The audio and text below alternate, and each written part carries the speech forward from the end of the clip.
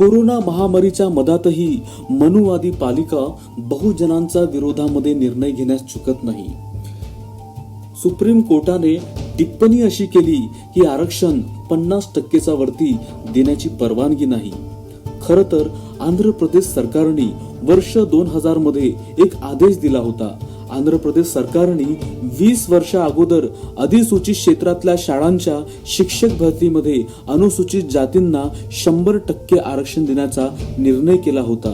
पण सुप्रीम कोर्टाने या निर्णयाला खारिज केले आणि सांगितले की आरक्षण 50%पेक्षा जास्त देता येत नाही. ही टिप्पणी करणारी उच्चतम न्यायालयामधील 5 सदस्यता पीठमध्ये justice Arun Mishra, justice Indira Banerjee, justice Vineet Saran, justice MR. Shah आणि जस्टिस अनिरुद्ध बोस आहेत. या बेंचनी म्हटले, एक वेळेनंतर आरक्षणामध्ये समीक्षा झाली पाहिजे आणि त्यामध्ये सामाजिक आर्थिक परिस्थितीनुसार फेरबदल केले गेले पाहिजे.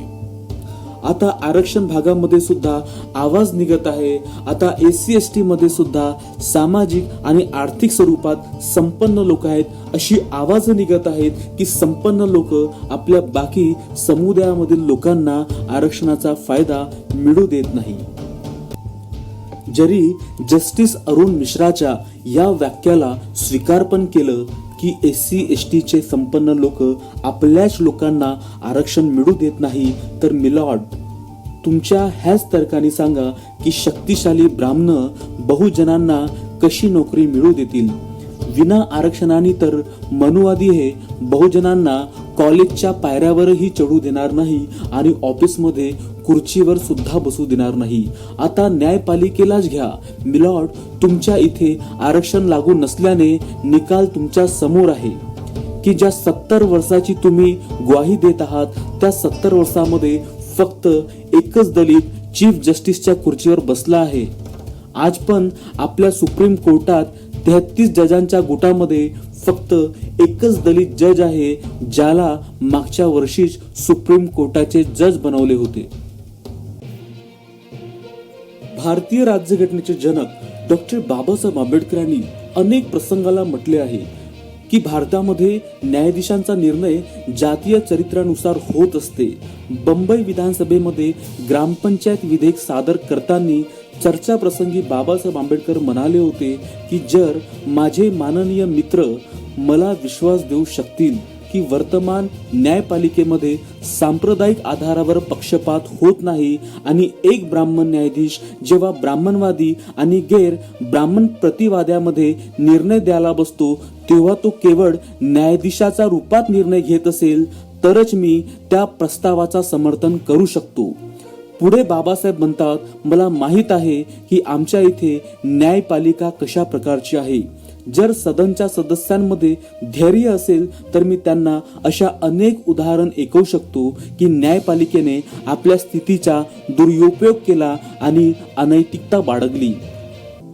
यामुळे मिलॉर्ड, ब्राह्मण विरुद्ध बहुजन हिताचा टकरावामध्ये ब्राह्मण कधी जज राहत नाही. तो नेहमी आपल्या पक्षाचाच म्हणजे आपल्या ब्राह्मण समुदायाचाच असतो. त्याला निर्णय देण्याचा अधिकार देणे म्हणजे न्यायाची हत्या करण्यासारखेच आहे. त्याचे निर्णय बहुसंख्यक समाजासाठी तसेच अपमानजनक आहेत जसे मनुस्मृतीमधले विधान. म्हणजे एक व्यक्ती जो स्वतः अशा वर्गामधून येतो ज्यांनी केस फाईल केला असतो, काय तो आपल्या समाजाकडे प्रभावित होऊ शकत नाही? निश्चितच तो आपल्या समाजाचं पक्ष घेऊ शकतो.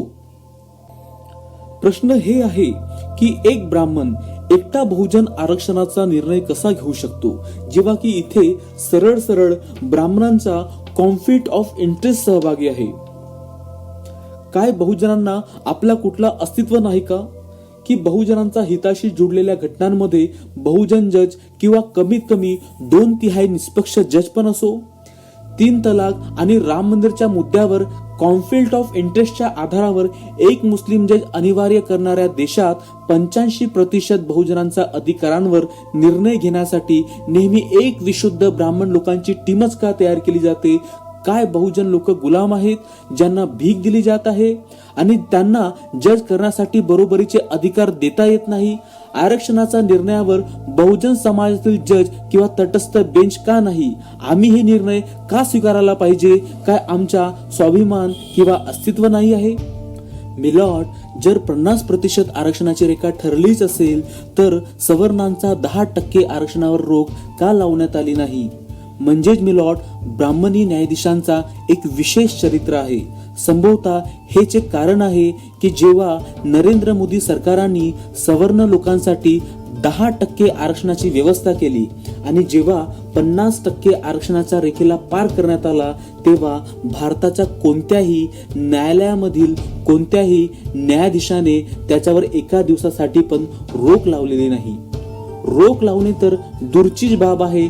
कोणत्याही न्यायाधीशाने सरकाराशी हे प्रश्न पण विचारणे गरजेचे समजले नाही की सवर्णांचा 10% आरक्षण देण्यामध्ये आणि ओबीसींना आरक्षण देण्यामध्ये एकसारखी क्रीमी लेअरची शर्त आहे, तर दोघांमध्ये कशा प्रकारचा अंतर आहे आणि वेगळ्या रूपाने आर्थिक आधारावर 10% आरक्षण देण्याची काय आवश्यकता आहे?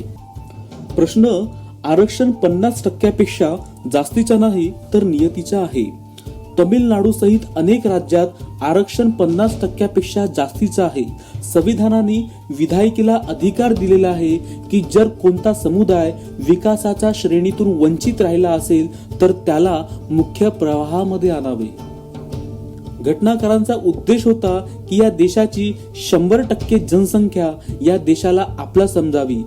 त्याला हे वाटायला नको की या देशामध्ये एक विशिष्ट वर्गाची सत्ता आहे, जसे की आधी भारतामध्ये होती, ज्यामुळे एक विशेष वर्गाला दीर्घकाळ गुलामी आणि अत्याचार सोसावा लागला. घटनाकारांचा विचार होता की 100% जनसंख्या या देशाच्या विकासामध्ये सहभागी व्हावी आणि आपल्यामधील गुणांचा प्रदर्शन करावी. पण न्यायपालिका यामध्ये सर्वात मोठी रोडा बनत आहे. एकतर न्यायपालिकेच्या मनुवादी चरित्र आणि दुसरा संघी सरकाराद्वारे यांना पारितोषिक देण्याची चालना. मग ते SC/ST एक्टला कमजोर करणारे जज यो ललितला NGTच्या अध्यक्ष बनवणे असो किंवा राम मंदिर प्रकरणी निर्णय घेणारे रंजन गोगोईला राज्यसभेमध्ये पाठवणे असो, एक प्रकारे सोची समजी रणनीतीनुसार बहुजनांच्या विरोधात निर्णय घेतले जात आहेत. त्यामुळे न्यायपालिकेमध्ये आरक्षण जोपर्यंत लागू होत नाही आणि बहुजनांना आवश्यक प्रतिनिधित्व मिळत नाही, तोपर्यंत न्याय मंदिरातील पुजाऱ्यांपासून न्यायाची अपेक्षा करणे तर व्यर्थच आहे. Bureau report, Ambedkar media. जय भीम.